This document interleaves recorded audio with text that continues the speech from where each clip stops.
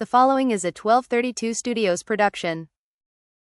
It's your What's Up Raiders podcast.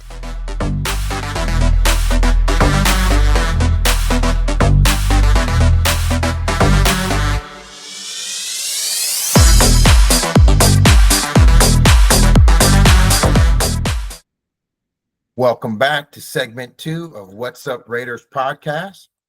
Thank you for coming back. I want to start off by saying What's Up Raiders podcast is brought to you by 1232 Productions.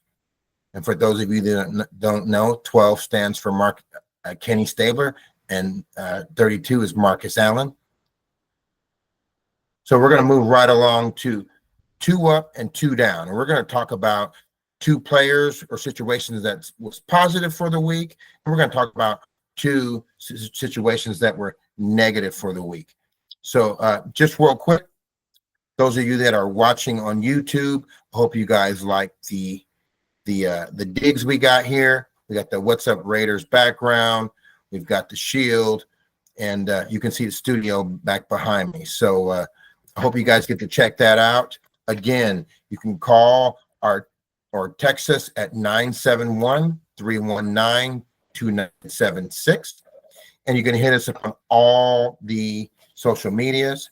Again, Instagram, X, TikTok, Blue Sky, Reddit. We're at What's Up Raiders.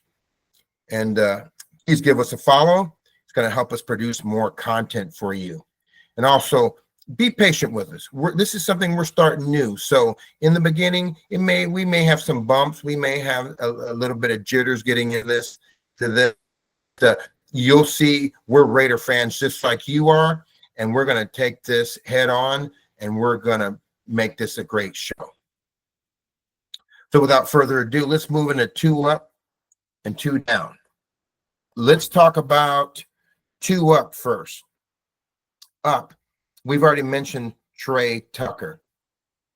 It was great for me to see this guy finally in his 3rd year have an offensive coordinator that can figure out how to use him. He's got 4.2 speed, and all we ever saw him do before was run go routes, and with Gardner Minshew, we couldn't even get him the football. And we lacked creativity due to Getsy, and it's just been a waste of time for this guy. I hope he finds a niche on both the offense and in special teams to be a contributor every week. It'd be great to see him get a handful of catches and honestly use some of that 4.2 speed on a short route, make somebody miss, and go to the distance.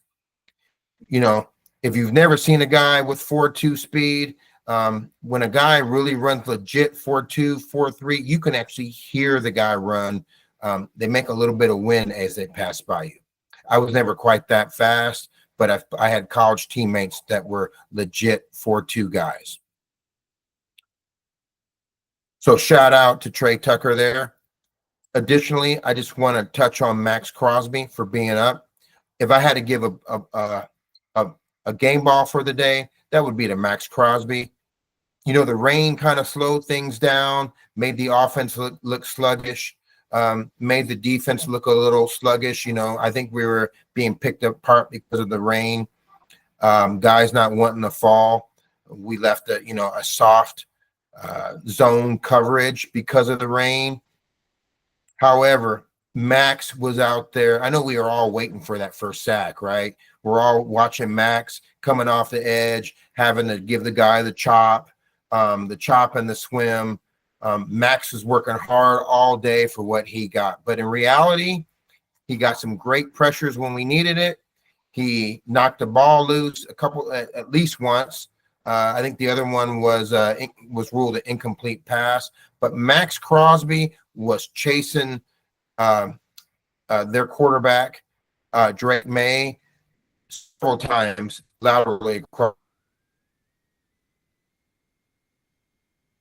Our best player. He's the face of the franchise. And after being limited last year and then eventually shut down, it was just great to see Max back at full speed. And you know what? As a former player, nothing got me more riled up than somebody who can talk the talk, but also somebody who leads by example.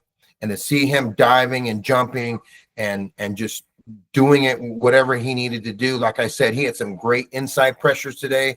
It was Max is the man, and I'm glad that we have him. And then I'm going to give you I'm going to transition into my down. You know, we say 2 up and 2 down. I got 2 down today. First, I want to just touch on Tyree Wilson again. I think Tyree, I don't think he played a bad game necessarily. And there are some plays that he was, especially when his helmet came off this afternoon, where he's doing some work. You know, I can't say he had a bad game, but for where the Raiders drafted him, he should be starting for us. Whether it's at defensive tackle or at the edge, they didn't draft a guy at number 7 to be a backup. So I hope that you know, Tyree can. This is just week 1. You know, this is not a total slamming the door on if Tyree Wilson's ever going to be a player. But as of today, you know, I was really hoping something special was going to happen today. He played solid, but he didn't play where we needed another a number 7 pick to go. I will tell you, if we had taken that number 7 pick and got Jalen Carter, I think you guys would know we'd have one hell of a fearsome front. So, you know, I don't like to use that. I don't like to shout out other players too much on here, but you know, it is what it is. So I'm rooting for Tyree. I stand up for him. Love the power he brings. I'm hoping he can just bring a little bit more creativity on each play. It'd be nice to see him do something other than the power slap or the straight bull rush. You know, I love to see him do something a little bit more creative. And then we're going to switch over to my second of the down for the day, the offensive line. They didn't play terrible, but we got overpowered for a good portion of the game today.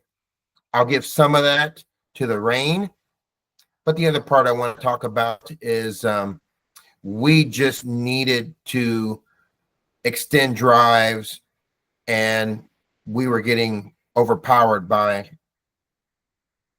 New England's defensive line. And let's be real, no one's out there saying the defensive line from New England were going to be all-stars. I mean, they're not on the level of some of the other teams like the Eagles out there, so, or even the Ravens. So to have New England do that, we're going to need our defensive line to step up and, you know, be more consistent. And I think they can do that. Like I said, it's game 1, and the rain was a factor. And I think they're going to need a solid month to gel. Additionally, in pass pro, we can't let, you know, let's look at Geno Smith. He's a veteran, and he's our guy. What do we have behind him? You know, question marks. So we saw today a guy that can clearly lead us in a pass-first offense. And I'd feel confidently anytime he's standing in the pocket and he's got protection. A clean pocket and he's money. But to have him on his back as many times as he did today, you know, I'll give it to the rain, but we can't have that. We can't have him getting sacked 4 or 5 times every week. That's just brutal. And again, we want to be a playoff team, and playoff teams don't get the quarterbacks killed. So offensive line, I have faith in them. I think they're going to gel by week 4 or 5, and we should see more offensive output. Again, today I thought the score should have been 31-17. I feel pretty confident that without the rain, we may have gotten 30 points, but we can't have our quarterback killed. So let's end this segment right here, and when we come back, we're going to start segment 3 and see you right after this break. Raider Nation, be sure to give us a like and subscribe, as this helps us to create more Las Vegas Raiders content. Follow us on all of our socials, including Instagram, X, TikTok, Reddit, Facebook, and YouTube. You can even call and leave a message or text us at 971-319-2976.